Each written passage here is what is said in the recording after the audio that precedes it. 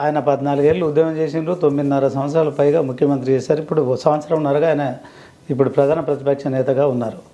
So ఇప్పుడు ఇంకా అప్పుడు తెలంగాణ సెంటిమెంట్ అనేది ప్రజల్లో బలంగా ఉండే. అప్పుడు కేసీఆర్ కానీ బీఆర్ఎస్ పార్టీ కానీ టీఆర్ఎస్ని ఆదరించారు. ఇప్పుడున్న టైంలో ఈ 10 ఏళ్ల తర్వాత ప్రతిపక్ష పాత్రకు పరిమితం చేసే నేపథ్యంలో కేసీఆర్ కానీ తర్వాత టీఆర్ఎస్ కానీ బీఆర్ఎస్ కానీ మరొకసారి ప్రజల ఆదరణ పొందుతున్న నమ్మకం ఉందా? ఆల్రెడీ పొందింది. మీరు మొన్న 25 లక్షల మంది మీటింగు భారతదేశంలో నభూతో భవిష్యత్తు అన్నట్టుగా ఒక సభ పెడితే ఆ సభకు ఒక వ్యక్తి మాట్లాడినరు, ఒకరు ఎవరు? కేసీఆర్ గారు.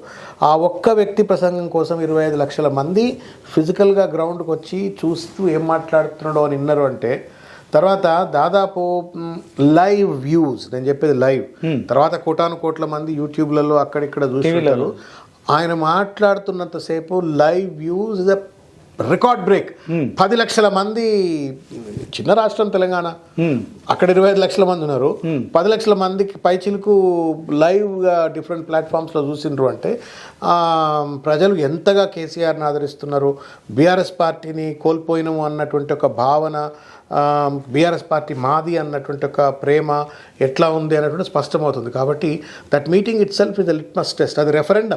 అది రెఫరెండం ఫర్ ప్రజలకు కేసీఆర్ గారి పట్ల బీఆర్ఎస్ పార్టీ పట్ల ఉన్న ప్రేమకు రెఫరెండం, రేవంత్ రెడ్డి నేతృత్వంలో కాంగ్రెస్ ప్రభుత్వ దాష్టికాలకు రెఫరెండం అది. కాబట్టి 1 షాట్ 2 బర్డ్స్, అది 2 క్లియర్ అయిపోయింది అంతే.